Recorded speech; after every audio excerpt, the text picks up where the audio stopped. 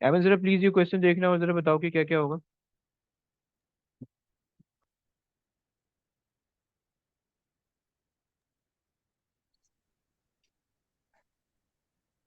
Sir acceleration vector होगी, हम्म। Power scalar होगा, और ओके, वर्क क्या होगा? वर्क भी स्केलर। परफेक्ट। आगे चलिए प्लीज।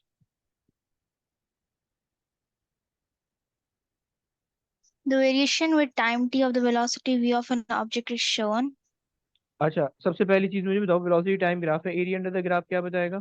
और वो क्या बताएगा, क्या बोलते हैं, ग्रेडियंट?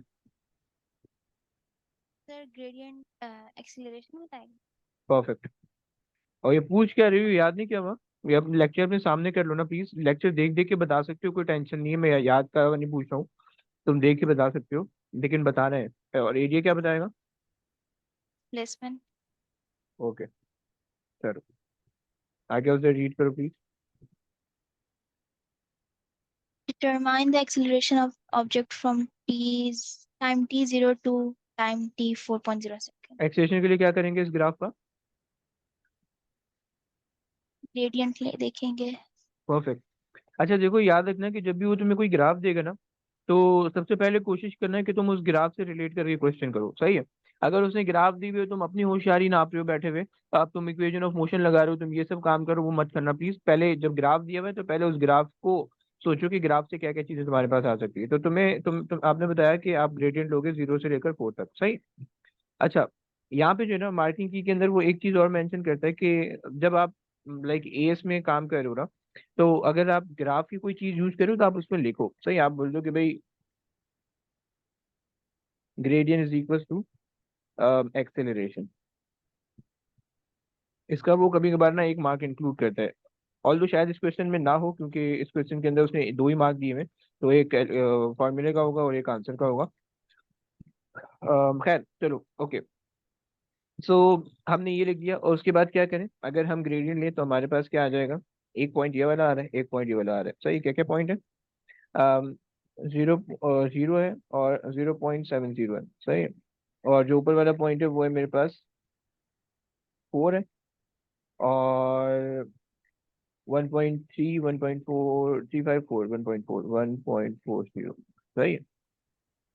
जी चलो, अगर हम इससे ग्रेडियंट लें तो ग्रेडियंट हमारे पास आ जाएगा, कितना था? 1.4 माइनस 0.7 डिवाइड बाई 4, सही है? 1.4 माइनस 0.7 डिवाइड बाई 4, सही है? ब्रो कितना आ रहा है? कैलकुलेटर लेके बैठी हो? जी सर। ओके।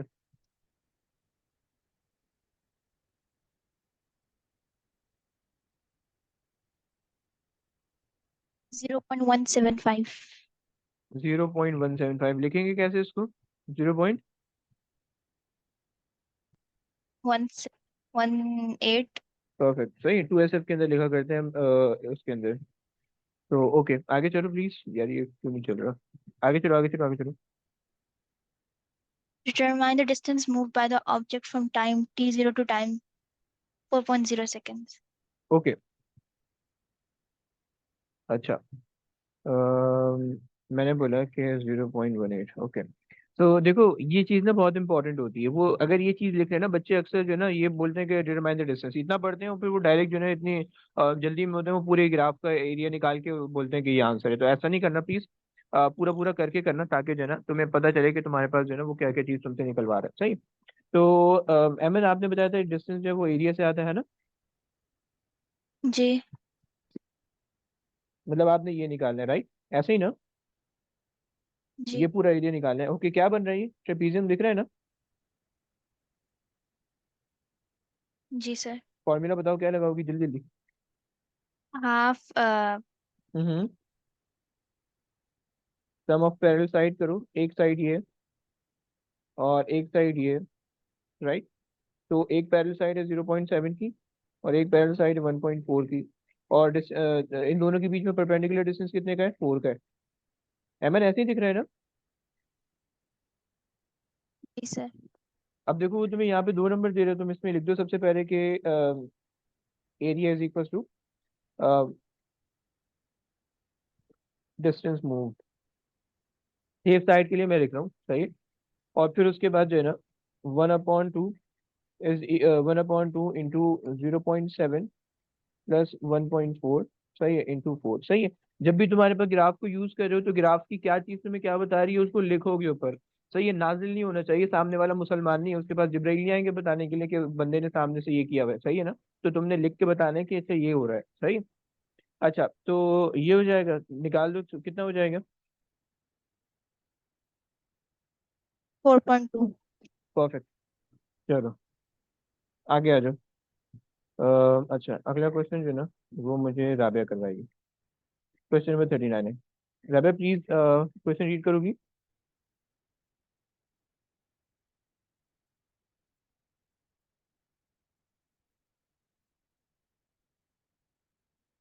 राबिया आवाज से पढ़ना है यार, थोड़ा आवाज से तो पढ़ लो please.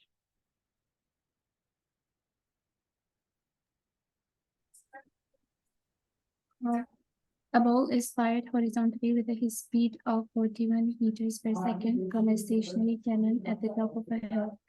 The ball lands on horizontal ground at a vertical distance of 57 meters below the cannon, as shown in figure 3.1. Assume air resistance is negligible. Show that the time taken for the ball to reach the ground after being fired is 3.4 seconds. अच्छा, अहमद देखो, क्या नाम है राबिया, देखो कुछ चीजें आपने यहाँ से पकड़नी है। पहली चीज, a ball is fired horizontally. Horizontally बोला हुआ है तो इसका मतलब है वर्टिकल स्पीड कितनी होगी इनिशियली। यस राबिया। 0. परफेक्ट, सही है। तो इनिशियल वर्टिकल वेलोसिटी क्या हो गई, 0 हो गई, आपको ये पता चल गया, सही है। कैनन स्टेशनरी है और ओके। अच्छा जी, राबिया एयर रेजिस्टेंस नेग्लिजिबल का मतलब क्या बताना चाह रहे हो आपको। Assume air resistance is 0. अरे बस वो तो सही है, वो तर्जुमा थोड़ी करना है। मतलब ये पूछ रहा हूँ कि इससे आपको पता क्या चलेगा, इससे इससे बेसिकली आपको ये पता चलता है कि you have to use equation of motion, right. एक चीज इक्वेशन ऑफ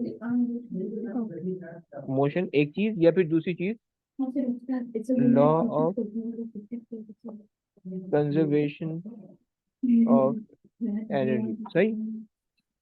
तो these are the two things जो कि आप यूज कर सकते हो जब भी ये एयर रेजिस्टेंस नेग्लिजिबल होगी, तो कैलकुलेशन के लिए ये दो चीजें आप यूज करोगे, सही है। अच्छा जनाब, उसके बाद जो है, show that the time taken for the ball to reach, okay, to reach the ground. Rabia बता सकती हो कि वर्टिकल मोशन का पूछ रहा है हॉरिजॉन्टल का।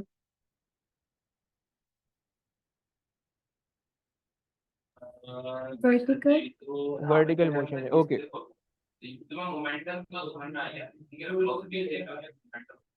सही है, अगर वो वर्टिकल वर्टिकल मोशन का पूछ रहा है तो वर्टिकल मोशन में इनिशियल वर्टिकल वेलोसिटी हमने कही 0 है, सही है। एक्सेलरेशन हमारे पास कितनी होगी, 9.81, क्योंकि नीचे आ रहा है ऑब्जेक्ट, सही है। डिस्टेंस कितना है, वर्टिकल डिस्टेंस आपके पास है 57 का, सही है। ये हमारे पास है, ये हमारे पास है वर्टिकल के लिए सारी कहानी है, राइट। इसको प्लीज याद रखना, कुछ बच्चे जो है ना वर्टिकल के साथ हॉरिजॉन्टल मिला देते हैं। हॉरिजॉन्टल मोशन की अलग कहानी है, वर्टिकल की अलग कहानी है, सही है। और तुम्हें क्या निकालना है, टाइम निकालना है। राबे इक्वेशन बताओ कौन सी रिलेट करें। S equals UT plus half AT square. Perfect. UT वाला फैक्टर 0 है, सही है। 57 into 2 divided by 9.81 under root, निकाल दो प्लीज कितना आ रहा है।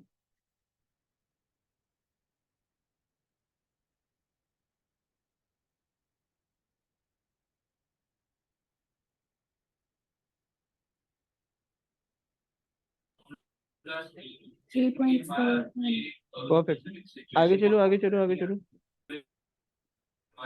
Calculate the horizontal distance of the ball from the cannon at the point where the ball lands on the ground. Okay, Rabia मुझे बता सकते हो हॉरिजॉन्टल एक्सेलरेशन कितनी होती है।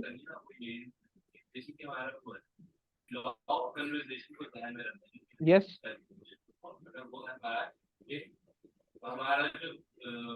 अगर आप हॉरिजॉन्टल मोशन को देखो तो हॉरिजॉन्टल मोशन के अंदर हमने एयर रेजिस्टेंस नेग्लिजिबल मानी हुई है। तो जब नेग्लिजिबल मानी हुई है तो हमारे पास क्या चीज होगी, हमारे पास जो एक्सेलरेशन होगी हॉरिजॉन्टल डायरेक्शन में 0 होगी। सही है, तो हमने क्या लगाना है, velocity is equal to displacement upon time. सही। अच्छा, और वेलोसिटी हमारे पास है 41, डिस्प्लेसमेंट हमारे पास है हॉरिजॉन्टल डिस्प्लेसमेंट या हॉरिजॉन्टल डिस्टेंस, ये जिसको हम रेंज भी कहते हैं ये। सही है, टाइम हमने निकाला हुआ वर्टिकल और हॉरिजॉन्टल का सेम होने वाला है, तो 3.4 मल्टीप्लाई कर दो उधर, 41 × 3.4,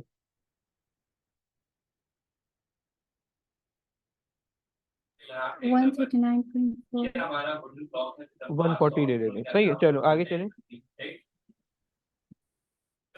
Determine the magnitude of the displacement of the ball from the cannon at the point where the ball lands on the ground. Okay, so आपसे पूछा है determine the magnitude of the displacement. Okay, क्या नाम है आपका, नाम भूल गया, राबिया। राबिया, मुझे ये बताओगी कि जो डिस्प्लेसमेंट है यहाँ से इस पॉइंट से लेकर इस पॉइंट तक, डिस्प्लेसमेंट आपको पता होना चाहिए, शॉर्टेस्ट पॉसिबल डिस्टेंस है। तो इस पॉइंट से इस पॉइंट तक डिस्प्लेसमेंट कैसे निकालोगी? तो अगर मैं आप पे बोलूँ मार्क कर दो, मुझे एक ऐसी लाइन मार्क कर दो कि जो डिस्प्लेसमेंट को शो कर रही हो। So Pythagoras theorem use कर. परफेक्ट, सो बेसिकली आप ये कह रहे हो, राइट? Yes. सही है। अच्छा, आपने निकाल लिया 139 पॉइंट समथिंग आ रहा था, 139 पॉइंट समथिंग आ रहा था, 57 ये, और डिस्प्लेसमेंट आप निकाल दो। सही है। तो आप कर दो 139 पॉइंट जो भी आ रहा है प्लस कितना, ऊपर वाला था 57, दोनों का स्क्वायर करोगे और अंडर रूट करोगे तो आपके पास डिस्प्लेसमेंट आ जाएगा।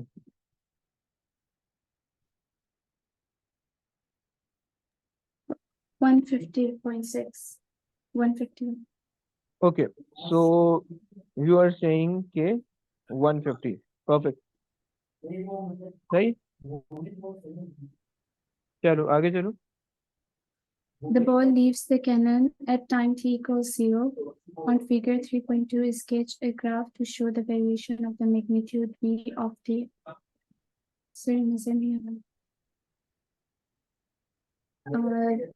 magnitude v of the vertical component of the velocity of the ball with time t from t equals to 0 to t equals 3.4 seconds. Numerical values are not required.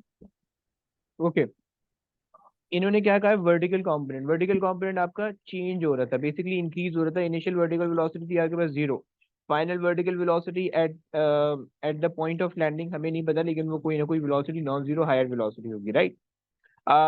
मुझे क्या नाम है Rabe, आप मुझे बता सकते हो, मैं दो तीन शेप अगर आपको बना दूं, लाइक दिस या लाइक दिस, 1 2 3, कौन सा शेप आपका होगी 1 2 3 में से, किस क्या क्या कहोगे और उसकी क्या रीजन होगी?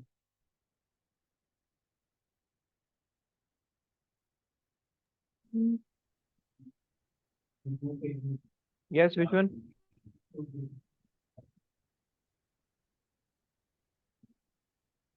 Two. देखो, 2 Y? This speed is increasing. और वो तो दोनों के अंदर, तीनों के अंदर ग्राफ, तीनों ग्राफ में हो रही है। इसके अंदर भी स्पीड ऊपर जा रही है, स्पीड इंक्रीज हो रही है, इसके अंदर भी स्पीड इंक्रीज हो रही है, तो फिर डिफरेंशिएट कैसे करोगे? Constant increasing. क्या चीज का कांस्टेंट, क्या चीज होनी चाहिए? बेसिकली कांस्टेंट एक्सेलरेशन होनी चाहिए, राइट? तो ग्रेडियंट कांस्टेंट होना चाहिए आपके पास, राइट? और ये ग्राफ उस 3.4 से आगे कंटिन्यू नहीं होगा। सही, तो ये आपके पास आ गया, चलो परफेक्ट। अच्छा, अब इसमें जो है ना आगे इन्होंने मास वास दे दिया हुआ है। सही है, तो इसका मतलब है वो आगे जो है ना वो कह रहे हैं उसका मोमेंटम वगैरह देख लेंगे और ये सब चीजें देख लेंगे। सही है, तो ये पार्ट आपने इग्नोर कर देना है। सही है, इसमें कुछ क्वेश्चन ऐसे होंगे कि जो शुरू काइनेमेटिक्स से होंगे, आगे जाके वो आपको कोई और सी चैप्टर दे रहा होगा। तो अगर वो कोई और से चैप्टर दे रहा होगा, देखो काइनेमेटिक्स के अंदर तुमने मास कहीं नहीं पढ़ा है। सही है, तो काइनेमेटिक्स की चैप्टर के अंदर अगर ये तुमसे मास बोलेगा तो इसका मतलब वो काइनेमेटिक्स का क्वेश्चन नहीं है, किसी और चैप्टर से रिलेट कर रहा है। सही है, तो हर क्वेश्चन के शुरू के वो पार्ट कर लेना जो कि काइनेमेटिक्स से रिलेटेड होंगे। अच्छा, क्वेश्चन, बोलिए। ये जो अभी ग्राफ किया है 3.4 वाला ग्राफ जो अभी सॉल्व हम्म, किया रबिया ने, उसमें कांस्टेंट एक्सेलरेशन क्यों है? तो क्या होनी चाहिए? बिकॉज बोलो बोलो बोलो। क्योंकि जब वर्टिकल कंपोनेंट है तो अच्छा अच्छा अच्छा अच्छा, नहीं नहीं नहीं, ये प्रोजेक्टाइल मोशन है। Bro, okay okay, projectile motion है, प्रोजेक्टाइल, सुनो सुनो, प्रोजेक्टाइल लेकिन वो मोशन वाला है। नहीं है। वो जो वाला क्या नीचे मतलब? से ऊपर जाके वापस नीचे आता है। I thought it was that one. Never तो माइंड। उससे क्या होता? उससे ऐसा होता ना कि स्पीड ऐसा ग्राफ शुरू बनता? में कम हो रही होती फिर ज्यादा होती। हाँ ये। ओके, सही सही, वेरी गुड। अच्छा, मतलब बंदी ग्राफ के क्वेश्चन करके आई है, चलो मान लेते हैं, मरियम सही कह रही थी। ओके, अगला क्वेश्चन है, तो फालतू से क्वेश्चन हो गया, ये वाला ट्राई करते हैं आज। ये करेगा, कौन करेगा? ये कासिम से करवाते हैं। कासिम जरा प्लीज रीड करो क्वेश्चन, यार ये तंग करे जा रहे हैं, पता नहीं इनको क्या हो गया। Okay. Figure 2.1 shows the velocity time graph for an object moving in a straight line. पहली चीज जल्दी से बताओ कि वेलोसिटी टाइम ग्राफ का एरिया क्या बताता है, ग्रेडियंट क्या बताता है? Velocity time graph का area displacement परफेक्ट। और और ग्रेडियंट? gradient distance पे ना अबे ओए, acceleration एक्सीलरेशन। acceleration सही है, आगे चलो, आगे चलो, आगे चलो। determine an expression in terms of u, v and t for the area under the graph.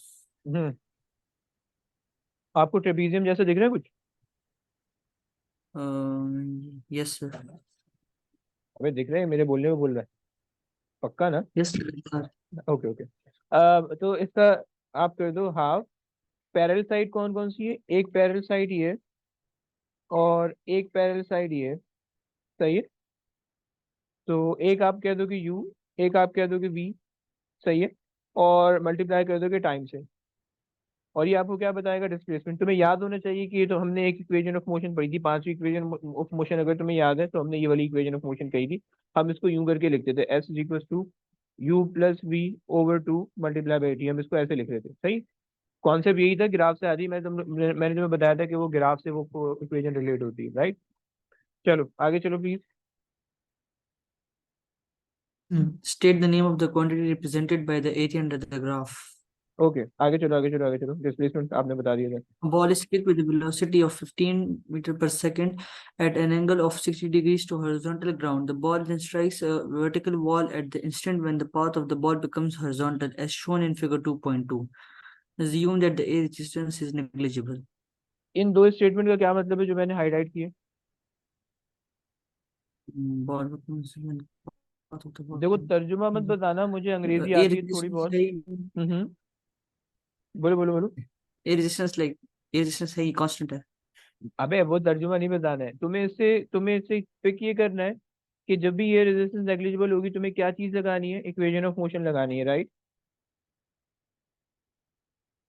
मैं तुमसे आगे भी यही सवाल पूछूंगा कि ये रेजिस्टेंस नेग्लिजिबल का क्या मतलब है, तो तुमने ये नहीं बोलना कि वो एयर रेजिस्टेंस की वैल्यू जीरो है, या रेजिस्टिव फोर्स, बैकवर्ड फोर्स नहीं ऐड करी है, वो मुझे भी पता है।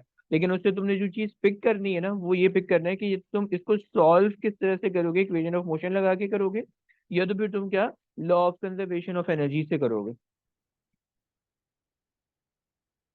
कासिम समझ रहे हो ना? Yes sir. अच्छा, ऊपर वाली स्टेटमेंट का क्या मतलब? Sir, ball becomes horizontal. मुझे एक बात बताओ कि अगर यहाँ पे बॉल हॉरिजॉन्टल होगी, तो वर्टिकल डायरेक्शन में कोई वेलोसिटी होगी बॉल की? नहीं सर. नहीं होगी। ये पकड़ना है आपने कि जब इस पॉइंट पे बॉल पहुंच गई है, तो इसकी फाइनल वर्टिकल वेलोसिटी क्या हो गई है? यहाँ पे इस बॉल बिकम हॉरिजॉन्टल को अगर आपका दिमाग पिक कर पा रहा है, तो आप ऐसे बोलोगे कि final vertical velocity will be zero, या इज जीरो कह देते हैं, इज जीरो। सही है। इसका ये मतलब है, इस स्टेटमेंट का ये मतलब है, तुम्हें इस स्टेटमेंट की जो ट्रांसलेशन दिखनी चाहिए वो ये दिखनी चाहिए, राइट? अब आ जाओ आगे। आगे चलो प्लीज, रीड करो। By considering the vertical motion of the ball, calculate the time it takes to reach the wall. Okay. Bro, सबसे पहले तो मुझे कंपोनेंट बता दो जल्दी जल्दी कि इसके वेलोसिटी के क्या क्या कंपोनेंट बनाओगे आप? एक तो हॉरिजॉन्टल होगा, एक वर्टिकल होगा। जरा साइन कॉस टेन बताओ, कहाँ कहाँ पे लगता है? अपने मंत्र मंत्र पढ़ लो, जो भी तुम लोग करते हो। कॉस नीचे वाले पे लगेगा. परफेक्ट। नहीं अबे सही यस बता रहा है। नीचे वाले और सामने वाले पे साइन लगेगा. सही है। सही हो गया। तो हमें कौन सी वेलोसिटी पिक करनी है, कॉस वाली साइन वाली? साइन नहीं, कॉस वाली, हॉरिजॉन्टल है रीड करो रीड करो रीड करो। बाय कंसीडर, अच्छा वर्टिकल तो सही साइन है ना, वाली। साइन वाली, ओके। अच्छा, तुम्हें पता है कि साइन वाली वेलोसिटी वर्टिकल मोशन के अंदर एक्सेलरेशन होती है। तो तुमने क्या करना है, सबसे पहले इनिशियल वर्टिकल वेलोसिटी तुम्हें पता है 15 साइन 60 आ गई, साइन 60 सही है। ब्रो मुझे बता सकते हो एक्सेलरेशन कितनी है? सर 15 मीटर पर सेकेंड। अबे एक्सेलरेशन, वो तो वेलोसिटी ना और भाई। आप देखो किधर एक्सेलरेशन, एक्सेलरेशन, देखो तुम acceleration. Under the gravity move कर रहे हो, आ रही है जहन में एक्सेलरेशन? 9.81 होनी चाहिए नेगेटिव में, क्योंकि ऑपोजिट डायरेक्शन में मूव कर रहे हो ग्रेविटी के, समझ पा रहे हो? Yes sir. सही है। और आपके पास जो फाइनल वेलोसिटी कितनी होनी चाहिए? यस कासिम। फाइनल जीरो होगी। परफेक्ट। इन्होंने बोला हमें टाइम निकाल दो, इक्वेशन रिलेट करोगे? ये वाला v is equal to u, v is equal to u plus a t. Okay, basically ये वाली इक्वेशन आप बोल रहे हो, सही है, जिसको आपने बोला कि u प्लस ए टी, ये राइट। तो आप किसी भी तरीके से देखो, सब एक ही चीज है, राइट। इसके अंदर वैल्यूज रख दो, टाइम को सब्जेक्ट बनाना है, टाइम को हम यहाँ फेंक देते हैं और एक्सेलरेशन हम यहाँ पे ले आते हैं, सही है। तो इन फाइनल वेलोसिटी जीरो है, इनिशियल वेलोसिटी हमारे पास है 15 साइन 60, सही है। और आपके पास -9.81, सही है, जरा डिवाइड करो क्या आता है।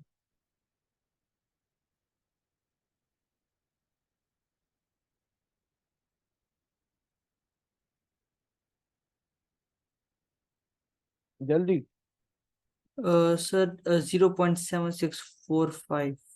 अबे 0.764, तो सेवन अच्छा सिक्स सेवन सर एट दो।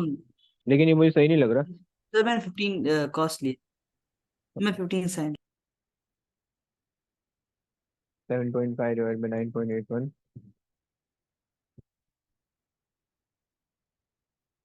Sir 1.324।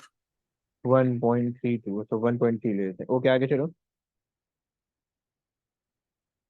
Explain why the horizontal component of the velocity of the ball remains constant as it moves to the wall. क्या बोलोगे?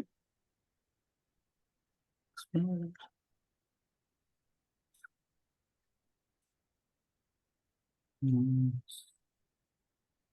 ब्रो याद रखना कि जो हॉरिजॉन्टल वेलोसिटी होती है वो डिपेंड करती है रेजिस्टिव फोर्सेस पे, सही है। तो आपने क्या क्या माना है कि रेजिस्टिव फोर्स क्या है, नेग्लिजिबल है, तो negligible, हॉरिजॉन्टल एक्सेलरेशन आपके पास क्या हो जाएगी, जीरो हो जाएगी, सही, क्योंकि कोई zero. एक्सेलरेशन या कोई डिसेलरेशन कुछ भी नहीं होगी, क्योंकि हमने कहा है कि एयर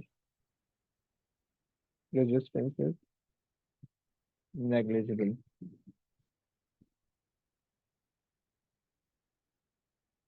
सही है, चलो आगे चलो।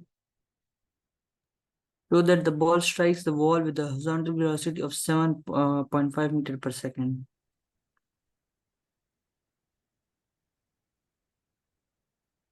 ओके, कैसे इसको रीड करोगे, कैसे इसको समझोगे या समझाओगे? अच्छा एक काम करो, इसका जो है ना, एक मिनट रुकना, इसका आप जो है ना एयर रेजिस्टेंस नेग्लिजिबल की बजाय एक अच्छा आंसर आप ही लिख सकते हो कि जो बॉल की जो वेलोसिटी कांस्टेंट है, इसका मतलब एक्सेलरेशन जीरो है। अगर एक्सेलरेशन जीरो है तो इसका मतलब है रिजल्टेंट फोर्स जीरो था। हम अच्छे तरीके से इसको ऐसे लिख सकते हैं कि resultant force in horizontal direction is zero. चलो आगे चलो।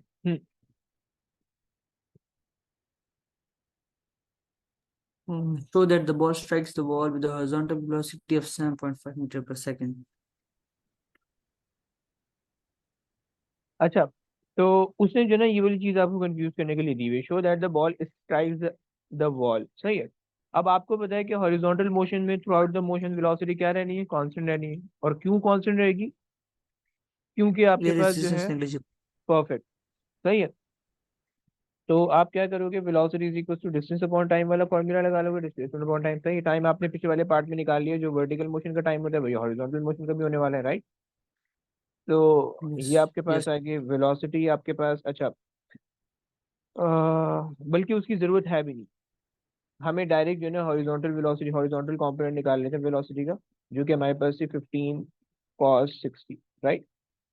ये मेरे पास आ रही है वी हॉरिजॉन्टल, जरा निकालो कितना आता है इससे।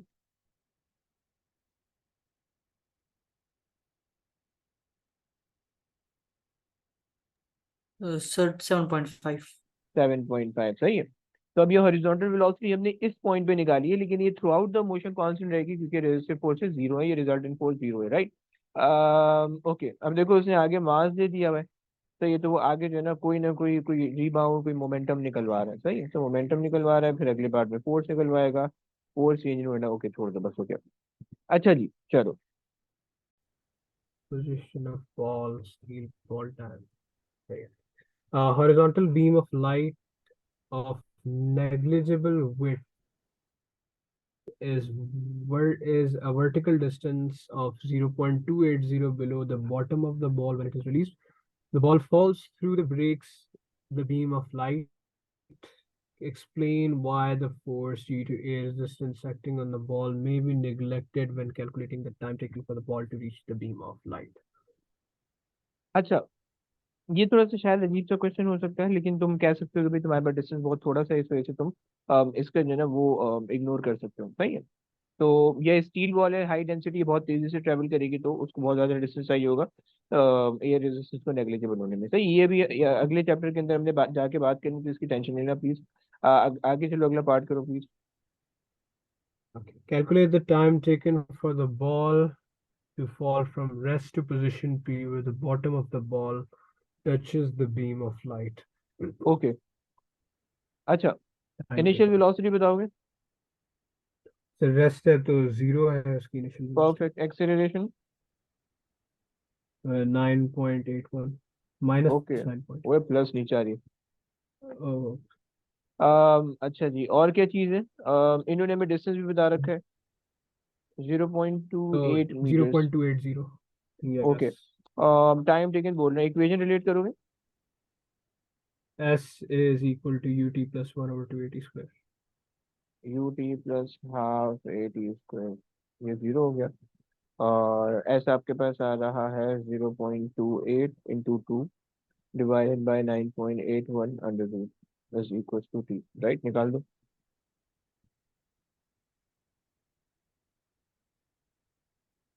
The 0.24 आ रहा है. 0.24।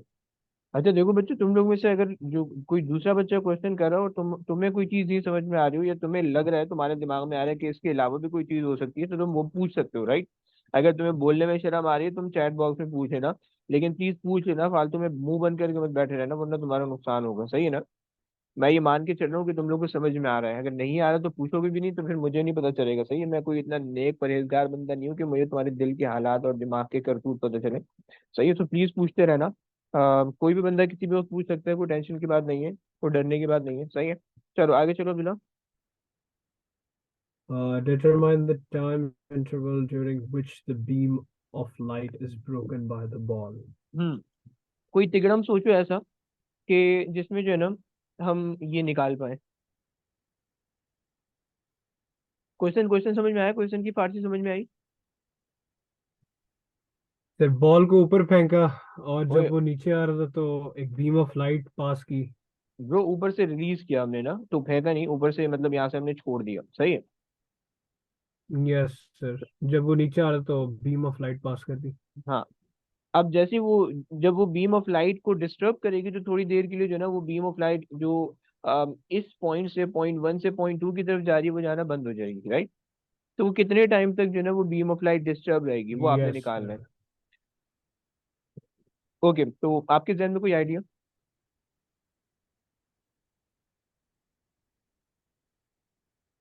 जल्दी बोलो। फिर पहले स्पीड फाइंड करेंगे बॉल की. स्पीड फाइंड करेंगे बॉल की. फाइनल स्पीड, ओके, फिर देखो टाइम तक पहुंचना है, टाइम तक पहले Okay. पहुंचा के दिखाओ, टाइम तक कैसे पहुंचोगे।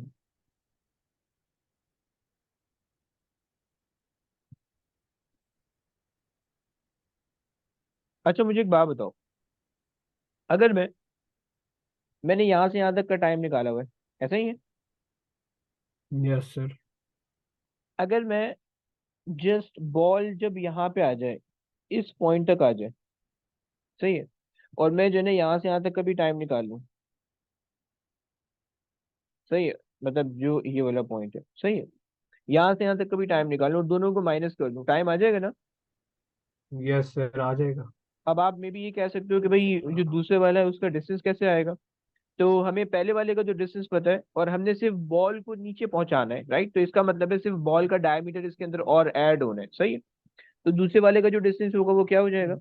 0.28 प्लस 0.08, राइट? तो टोटल डिस्टेंस जो भी होगा वो स्टार्टिंग से लेकर उस पॉइंट तक होगा कि जब बॉल ने जस्ट पास किया होगा, राइट? तो diameter का क्या काम आ गया? ब्रो इतना ही डिस्टेंस बॉल नीचे जाएगी ना, ये वाला जो डिस्टेंस है, इतना ही डिस्टेंस जब बॉल नीचे जाएगी, सही है, तो ही आपके पास अच्छा. जो है ना मतलब उस डिस्टेंस के लिए बॉल जो लाइट होगी वो डिसकंटिन्यू रहेगी, राइट? Oh, yes, sir. तो इस वजह से हम वो डिस्टेंस के जब इंक्लूडेड नहीं था, यानी बॉल ऊपर थी, और वो डिस्टेंस जब इंक्लूड हो गया यानी बॉल नीचे आ गई, तो उन दोनों को माइनस कर देंगे तो वो टाइम आ जाएगा, राइट? Yes, sir. आ जाएगा. सही है, तो मेरे ध्यान में ये लॉजिक आ रही थी। तुम लोग में से किसी और के ध्यान में कुछ आ रहा है कुछ, कि कुछ और काम कर सकते हैं? अच्छा ऊपर वाले का तो टाइम हमने निकाल लिया, दूसरे टाइम निकालते हैं कि इनिशियल वेलोसिटी हम ले रहे हैं 0, क्योंकि हम टॉप से यहीं से गिरा रहे हैं बॉल को, सही है। और एक्सेलरेशन अगेन हम ले रहे हैं 9.81 की, और वेलोसिटी डिस्टेंस हम ले रहे हैं 0.28 प्लस 0.08, राइट? और क्या चीज़ थी, और टाइम हमें निकालना है, सही है। सो जरा निकाल लो, अगेन वही इक्वेशन रिलेट कर दोगे, सही है। तो तुम्हारे पास आ जाएगी s is equal to u t, zero हो जाएगा, और हाफ ए तुम्हारे पास है 9.81, ए टी स्क्वायर आ जाएगा, राइट? सो तुम्हारे पास ये प्लस है, sorry, 0.28 plus 0.08 multiply by 2 divided by 9.81 under root. जरा इसको करके बताओ कितना टाइम कितना आ रहा Sir, ये 0.27 आ रहा है. है? 0.27 आ रहा है, सही है। और पिछला वाला टाइम आपके पास था 0.24, माइनस करोगे कितना बच जाएगा? सही। 0.03. ओके। अच्छा जी, बॉल के रेजिस्टेंस, हाँ बॉल की रेजिस्टेंस वगैरह को रिलेट करें तो इसे अभी मैं इस पे जो है ना टाइम ज़ाया नहीं करना चाह रहा हूँ, क्योंकि ये जो है ना फिर थोड़ा सा डेंसिटी वेंसिटी के चैप्टर में आएगा, सही है। सेम डायमीटर है but has a much laser density होगी तो जल्दी बॉल जो है ना वो अपनी टर्मिनल वेलोसिटी पे आ जाएगी, राइट? तो उसकी जो एक्सेलरेशन है वो कांस्टेंट नहीं रहेगी 9.81 की, बल्कि डिक्रीज होती रहेगी, राइट? तो बस ये थोड़ा सा कॉन्सेप्ट है। अच्छा जनाब, आपने करना है एक ये क्वेश्चन है, वेलोसिटी बोल रहा है, मैक्सिमम हाइट, काइनेटिक पोटेंशियल।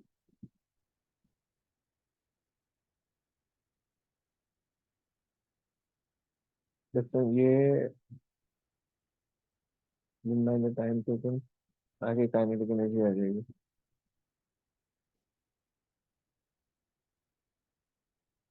चलो ये बेटा से करवाते हैं, बेटा जरा प्लीज रीड करना क्वेश्चन।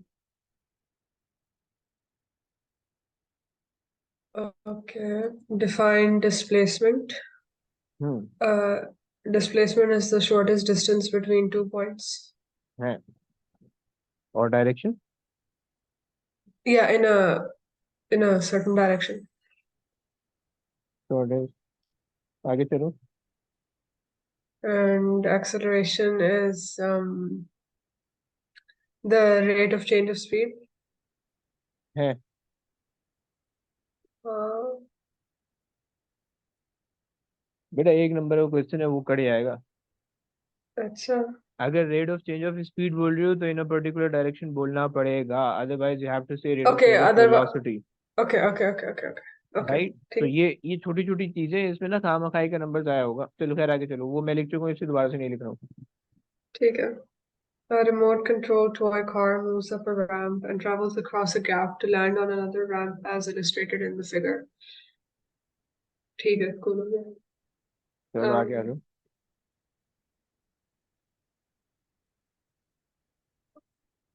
थोड़ा बाहर से पढ़ो यार।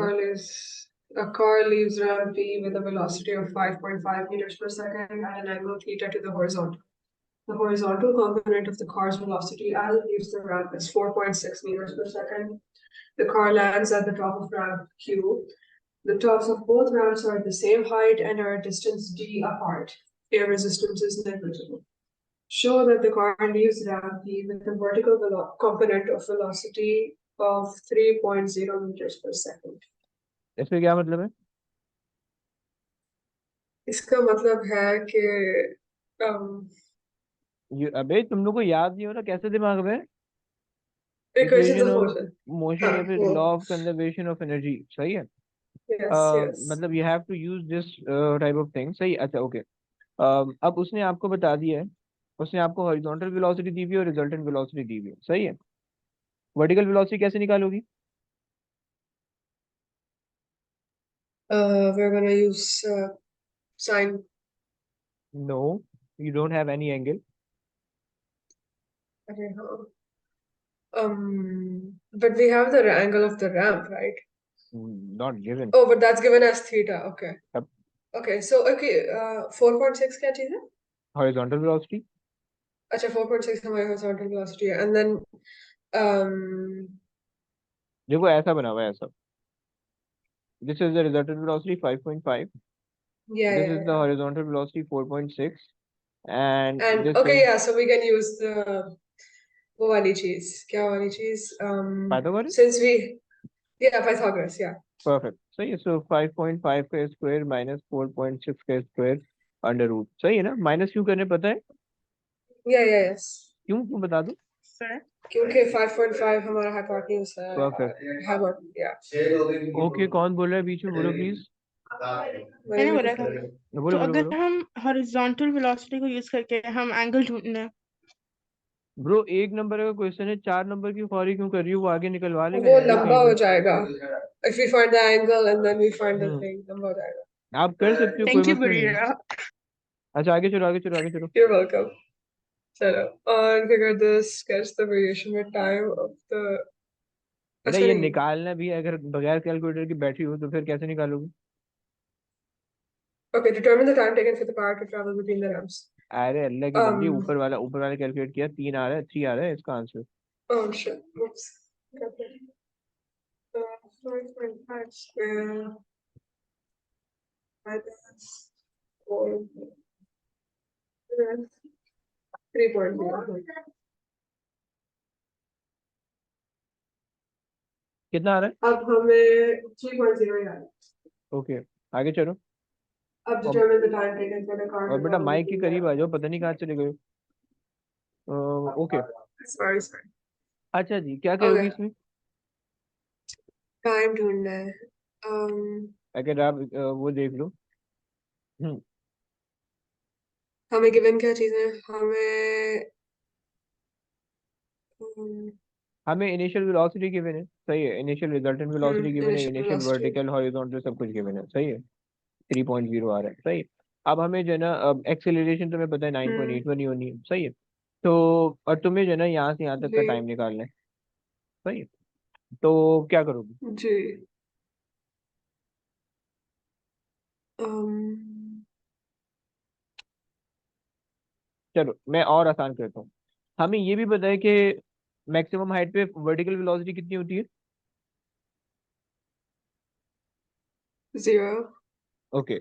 सो अगर हम यहाँ से लेकर यहाँ तक का मोशन यूज करें और उसके लिए टाइम निकाल लें और उसको फिर क्या कर दें? Oh, so we can use v as 0 and u as 5.5. Five no, 5.5 was the resultant one ना, 3 is vertical velocity, right? अच्छा So हाँ हम वर्टिकल का कंप्यूटर. ओके ठीक है so ठीक है. initial vertical is 3, right? And the velocity at maximum height is 0. The acceleration is minus 9.81, right? Since you're moving up. And the time taken, equation relate करो जल्दी से। a equals v minus u over t. So perfect. So t को subject बना लेते हैं और initial vertical velocity हमारे पास आ रही है 3 और माइनस 9.81। जरा निकाल दोगी कितना आ रहा है? 3 पॉइंट समथिंग आएगा। -3 over -9.81 is 0.3. ओके 0.34 या 33? 0.31. 31? Yeah. ओके आगे चलो। सर मल्टीप्लाई नहीं करना है सर? सॉरी यस यस 0.6 सही है। अच्छा तुम वैसे अगर क्वाड्रेटिक फॉर्मूला लगाओ, क्वाड्रेटिक इक्वेशन यानी s is equal to u t plus half a t square लगाओ तो क्या इससे भी आता? नहीं, हमें डिस्प्लेसमेंट नहीं दी हुई ना अभी। We can consider zero displacement. So we have 3.3 as our initial velocity and we don't know the Wait, time why plus can we consider zero अबे displacement? 2 मिनट रुकोगी। अच्छा 9.81 नेगेटिव में, सही है, तो यहाँ पे नेगेटिव आ जाएगा और टी का स्क्वायर, सही है। तो basically 1 minute, 0 is equal to 3.3 t और -1/2 इंटू 9.81 टी का स्क्वायर, ये इक्वेशन बन रही है, सही है। अगर इधर उधर फेंक दो तो 3.3 t is equal to 1/2 into 9.81 into t का स्क्वायर, तो टी से टी कैंसिल कर दो, 3.3 इंटू 2 डिवाइडेड बाई 9.81 वही बन रही है। हमने क्या किया था, 3.3 डिवाइड बाई 9.81 बाद में 2 से मल्टीप्लाई किया, राइट, और इस इक्वेशन से डायरेक्ट आ गया। समझ पा रहे हो? हम्म सही है। जी अच्छा अब जो आप पूछ रहे हो कि जीरो से हमने क्यों लिया है, क्योंकि हमारा जो स्टार्टिंग पॉइंट है और जो एंडिंग पॉइंट है सेम है, इसका मतलब है जीरो डिस्प्लेसमेंट है, हम सेम पॉइंट पे लैंड कर रहे हैं, राइट। अच्छा सही है। सो ये, तो अगर तुम्हें मैथ समझ में आती है तो तुम ये वाली इक्वेशन यूज कर लो, सीधे आंसर आ जाएगा। अगर तुम्हें मैथ नहीं समझ में आती है तो तुम ये वाली यूज कर लो, आखिरी में मल्टीप्लाई बाय 2 कर लेना, सही। चलो ठीक है। ओके आगे चलते हैं।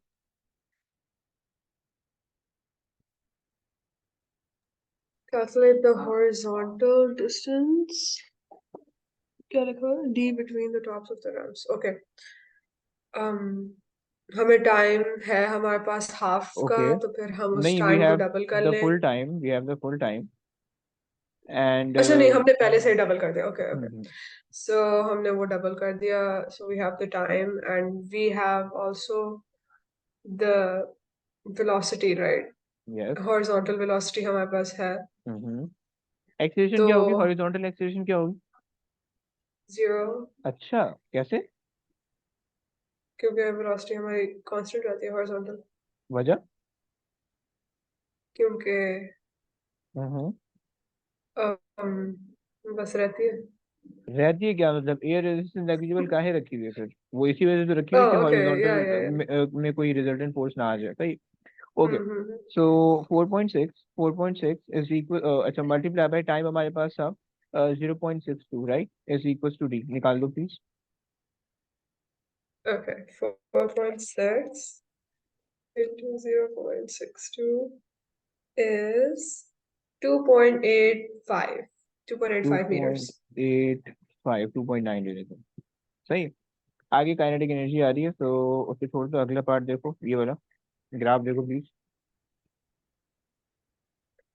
Okay, on figure this gets the variation with time t of the vertical component Vy of the car's velocity from t0 to tt and no numerical values. Okay, so vertical component of the car's velocity from t0 to t.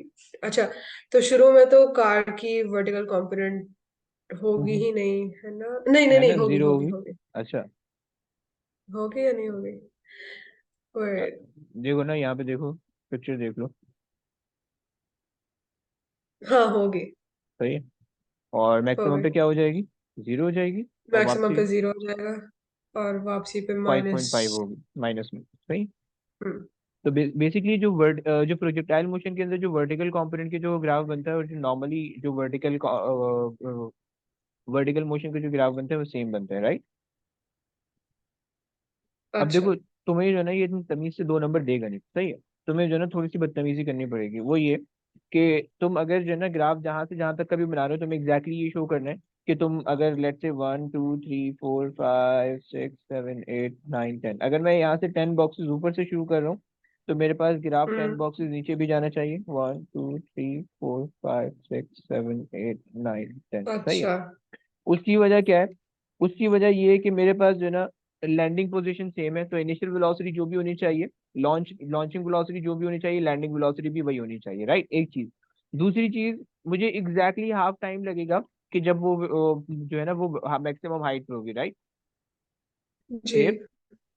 तो अच्छा जी, तो अब अगर मेरे पास ये पूरा वो है तो 1 2 3 4 5 6 7 8 9 10 11 12 13 14 15 16 17 18 19 20 21 22 23 24 25 26 27 28 29 30, तो ऐसे 30 बॉक्सेस है।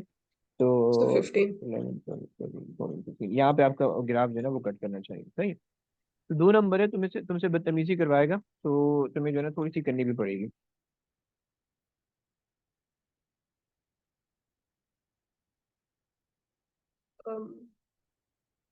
Okay. अब आप जो ग्राफ बनाओगे इसका, वो ग्राफ आपके पास बन जाएगा इस तरीके से, सही? जी। सही हो गया, ये हो गया, चलो। ओके, आगे चलते हैं। ओए ये कहते हैं, ये मरियम से करवा दो। मरियम से प्लीज रीड करोगे क्वेश्चन?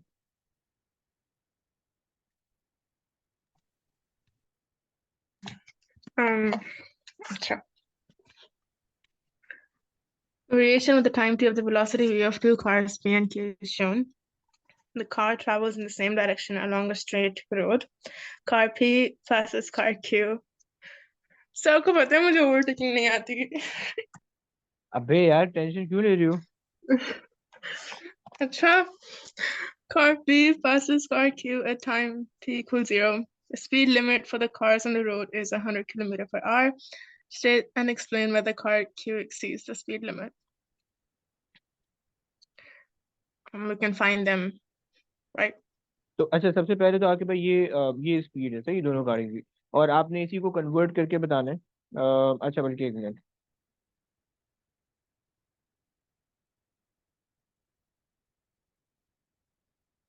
जी. यहाँ पे जो ये आगे सही है, और इन द सेम डायरेक्शन है। Car p passes car q at time p कुछ भी है।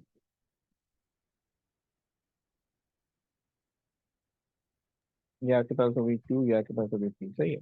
आगे जा रहे हैं। अच्छा जी, the speed limit for the cars on the road is 100 kilometre per hour, सही है। सो 100 किलोमीटर पर आवर को अगर हम मीटर पर सेकंड के अंदर कन्वर्ट कर लें तो हमारे पास कितना बनेगा?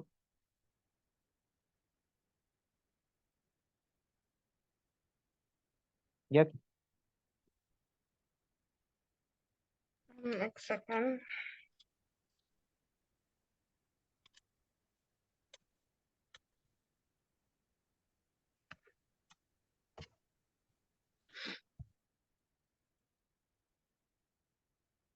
आया?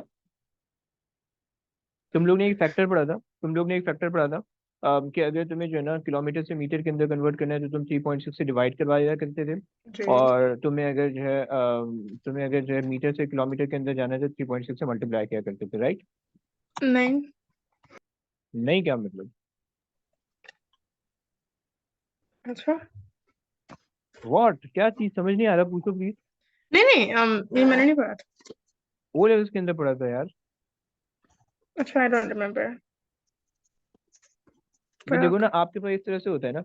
आप अगर 100 है, 100 का किलोमीटर है ना, किलोमीटर के लिए आप क्या लगा दोगे? 10,000 लगा, 1000 लगा दोगे। जी जी. और आर से तो उसके लिए 3600 कर दोगे, सही है। तो ये कैंसिल हो जाएगा, एक पॉइंट पीछे आ जाएगा, तो ये आ जाएगा 3.6 डिवाइड कर रहे हो, राइट? तो कितना आ रहा है? मेरे जी. पास आ रहा है 20। 27.7. सही है, तो 27.7, ये 28 मेरे पास आ रहा है तकरीबन, सही है। तो मेरे पास जो कन्वर्जन आ रही है वो तकरीबन जो है ना, गाड़ियों की स्पीड अगर 28 है तो इसका मतलब है सही है। अब अगर आप कार पी को देखो तो कार पी जो है वो तकरीबन वो सही जा रही है, 21 22 23, तकरीबन वो 23 पे। और कार क्यू जो है ना वो आपके पास कितनी जा रही है?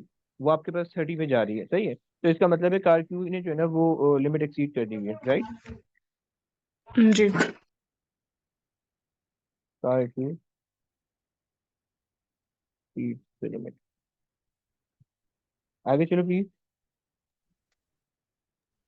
That's the expression of car P. We okay. find the gradient. Hmm. तो कार पी के लिए आपने कहा ग्रेडियंट निकाल लेते हैं, परफेक्ट। अच्छा, तो इनिशियल वेलोसिटी ये आ रही है किस पे, 0 और 20, राइट। फाइनल वेलोसिटी आपके पास आ रही है 12 और 23 आई थिंक, राइट। 21 2 3 4 24, राइट। तो तुम्हें दो नंबर दे रहा है, तुम एक नंबर में तो ये बता दो कि भाई acceleration is equal to gradient, सही है। और ग्रेडियंट में आपने कैसे निकाल लेना है, 24 - 20 डिवाइड बाई 12, 24 - 20 डिवाइड बाई 12, सही है। तो मेरे पास हो जाएगा 2/3 0.33. 0.66 0.67, ओके। ओके, चलो आगे चलो।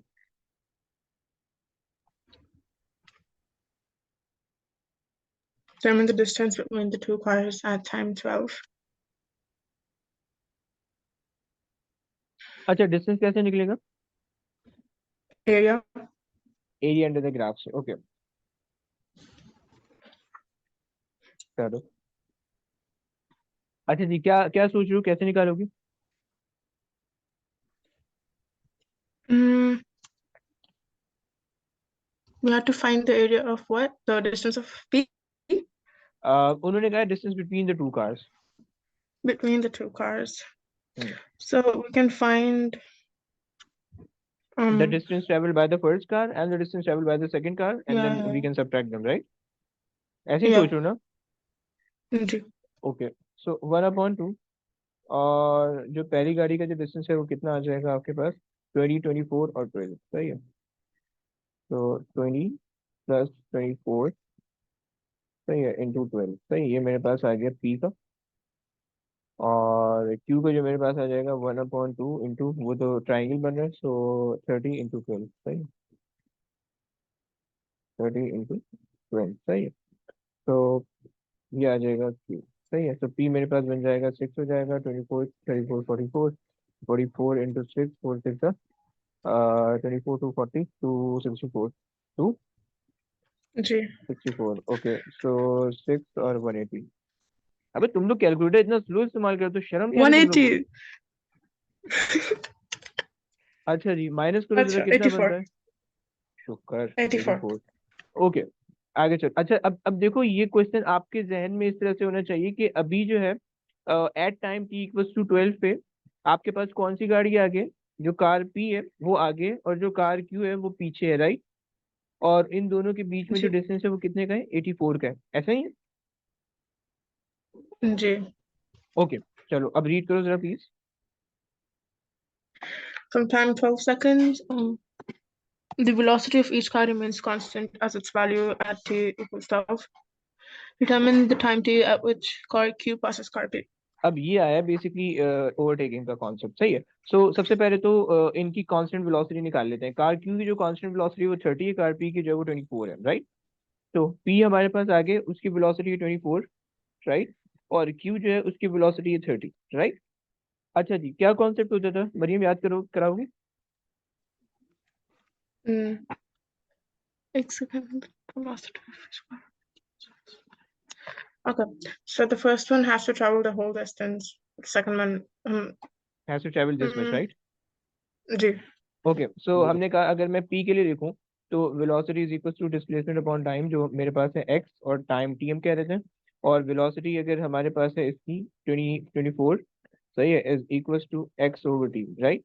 और दूसरी वाली गाड़ी ने पूरा कवर करना है, सही है। तो क्यू ने क्या करना है, क्यू स्टार्ट होगी, उसकी वेलोसिटी इनिशियल, उसके लिए भी आपने सेम फॉर्मूला लिखना है। अब डिस्टेंस उसके लिए क्या होगा, 84 + x, 84 plus और x. टाइम उसका सेम होगा, दोनों का टाइम सेम होगा 12 से आगे, सही है। तो वेलोसिटी की जगह आप इसके लिए रख दोगे 30 is equal to 84 + x/t, right. तो जरा सब्जेक्ट बना के सॉल्व करो। टी को यहाँ से सब्जेक्ट बना लो, ओवर 24, और टी को यहाँ से सब्जेक्ट बना लो, सो 84 - x/t, सही है। और x/24 is equal to 84 - x/30,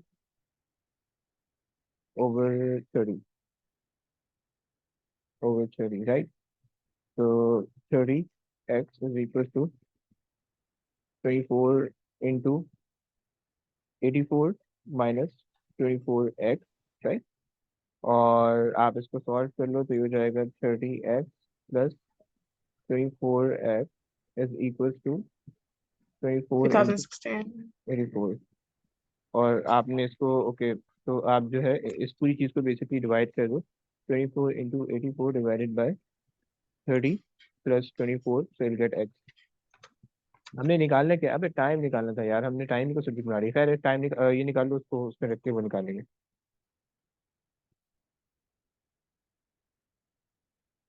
कितना डिस्टेंस आ रहा है? 37.33. 37.33, ओके। इसको जरा यहाँ पे रखो, टी को टी निकालो, कितना आ रहा है?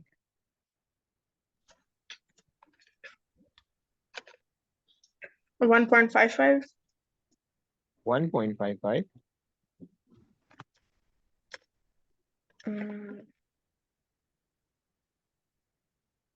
Yes.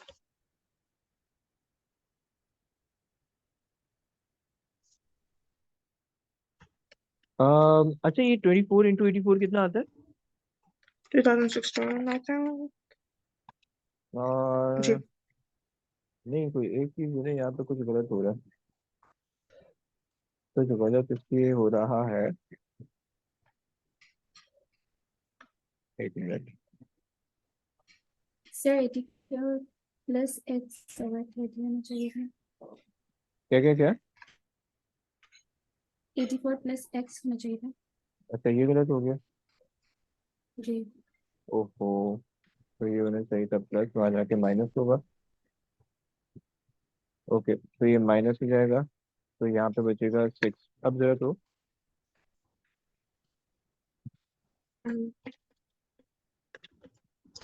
336. 336, और इसको यहाँ पे रखो 14. 14, सही है। अच्छा, और ये बोल रहे हैं कि remind the time T eight which car p passes car Q, सही है। पहले 12 सेकंड तो पहले उसने ट्रैवल किया हुआ है, सही। 14 सेकंड अब ट्रैवल किया है, तो कितना हो जाएगा टोटल? 26, राइट। क्लियर ना?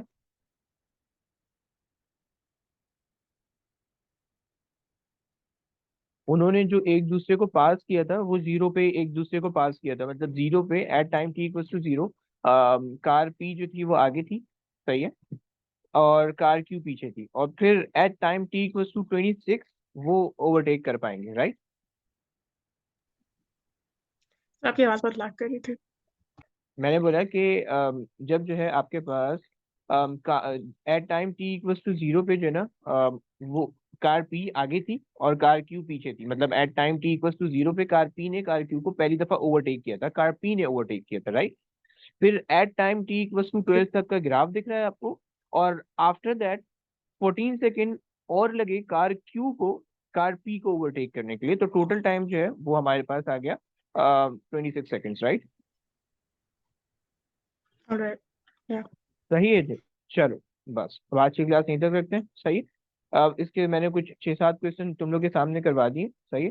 तो और इसको जो है तुम लोग ने बाकी सॉल्व करना है, और इसको तुम लोग ने सबमिट कब करवाना है? अगले वीक तक, सही है। या चलो तुम लोग को 10 दिन दे देता हूँ, 10 दिन के अंदर इसको सॉल्व करना है, सही है। 40 क्वेश्चन है, तो अगर 1-2 दिन में भी लाइक एक दिन में 4-5 क्वेश्चन भी करोगे तो भी आराम से हो जाएगा, राइट।